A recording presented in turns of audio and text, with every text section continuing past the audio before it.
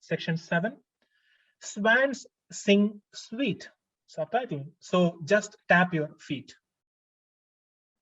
So when we think of swan, we have think of the Greek myth.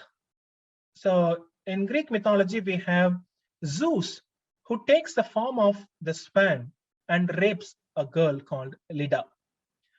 And because of this act, this vulgar act, Leda gives birth to Helen of Troy. I mean, Helen. And this is kind of foreshadowing. See, Zeus,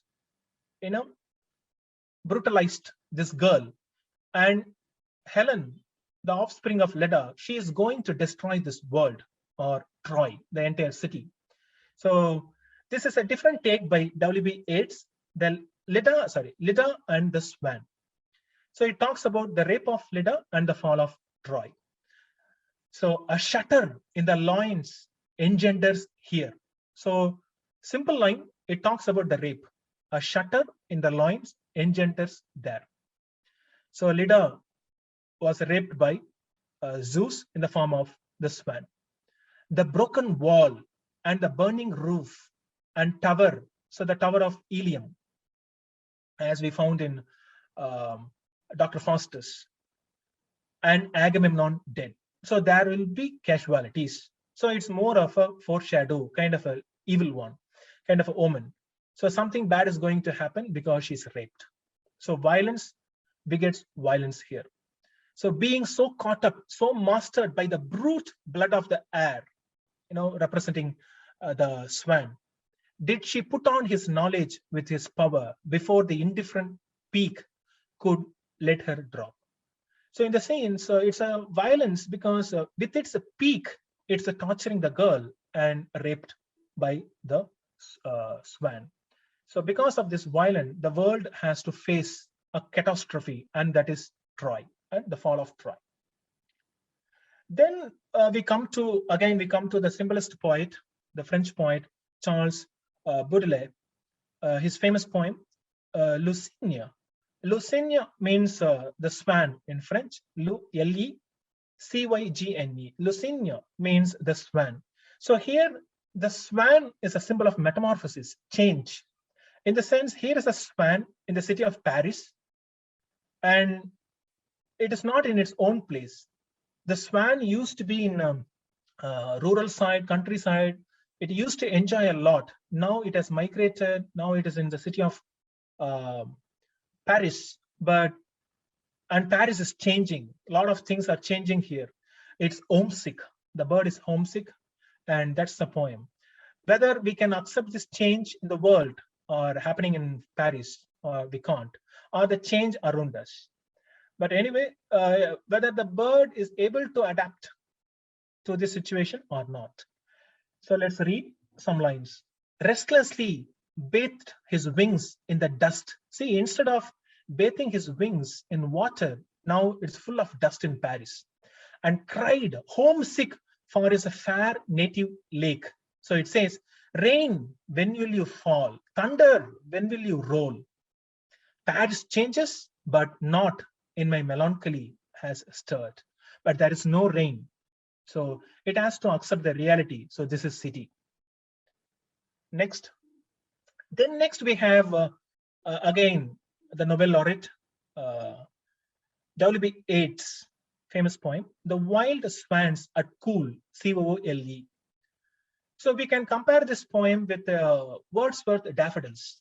So in Daffodils, the poet saw at a single glance 10,000 flowers. So similar way, here is a poet who saw a lot of swans on the lake. Upon the brimming water among the stones are 9 and 50 swans, but he's able to count 9 and 50, around 59 swans. Their hearts have not grown old. Passion or conquest wander where they will and attend upon them still. So here is a person who is inspired by the beauty and the passion of these swans. And we are also reminded of the famous short story or children's tale from Hans Christian Andersen's tale, The ugly duckling. So we know this story, right? We have a duck which gives birth to a lot of chicks, and one among them is strange, right? Which is awkward, which is not accepted by the group because it is different. And at the end of the story, we come to know that it's actually not ugly. It turns out to be a swan, not just some ordinary bird. So it's more of a blessing in disguise. That's how God, surprises this little bird. And what happens towards the end of the story, we see, but what did he see in the clear stream below?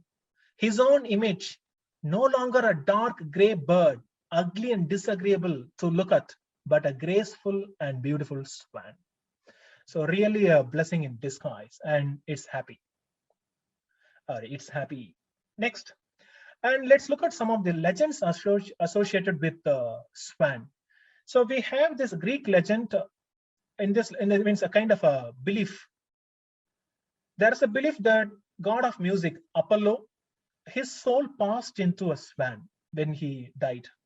Similar way, we have the Greek philosopher and mathematician, Pythagoras. So Pythagoras believed that the souls of poets also passed into swans. That's his belief. He thought, okay, if poets die, their souls pass into swans. And even Plato claimed that Socrates, before his death, heard the song of a swan. These are some of the myths associated with the swan. And of course, we also looked at the swan, the sweet swan of Avon. So it's associated with the poets. And we have a phrase called swan song. It's a literary term.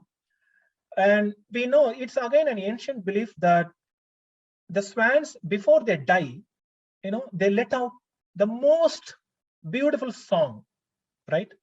In their entire life. Before they die, they sing a sweet song, a kind of swan song. So when we say swan song, it's the most beautiful work or the most beautiful one. So now this term has some literary connotation. When we say swan song in literature, we mean an author's last piece of work before his or her death. That's their last sweet music. So let's look at an angry young man, John Osborne, and his swan song, Déjà Vu. French title, Déjà Vu, but here Déjà Vu is a single word.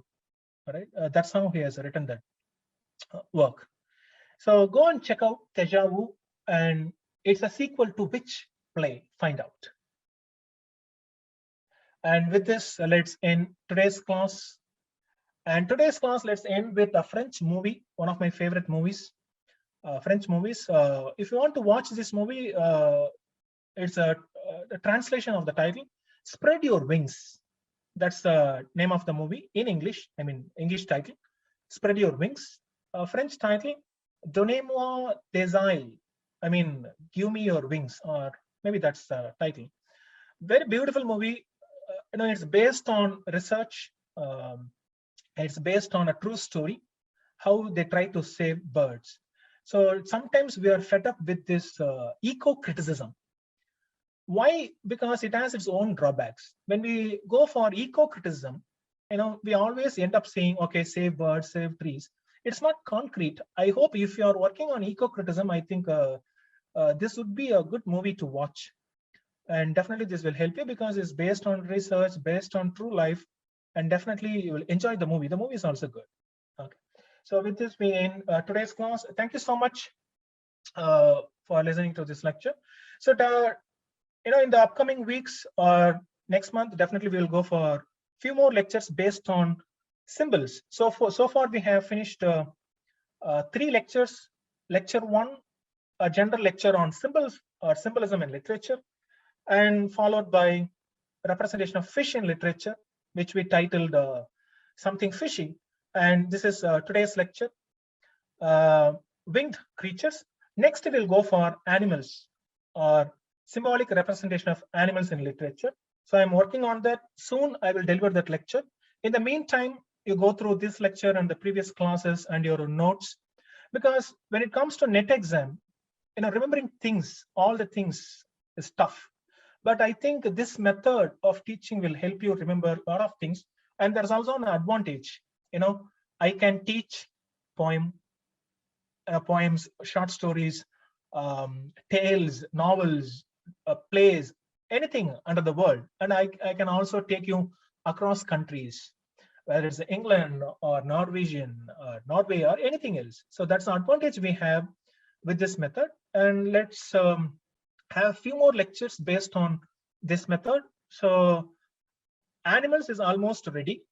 And I'm also planning to deliver lecture on ship, representation of ship in literature and train in literature. 2 lectures I'm planning, and I also have a few more. So let's hope I try to come up with something interesting and beautiful. Thanks for listening. Have a good day. Thank you, sir. Thank you so much. See you. In my notes, sometimes you do not have all these things in my notes. You are provided with 10 books, one for poetry, one for drama, one for novel, and everything for thing. Sometimes I come up with fresh lectures, which I'm yet to write in my notes. So this is the one you have, right?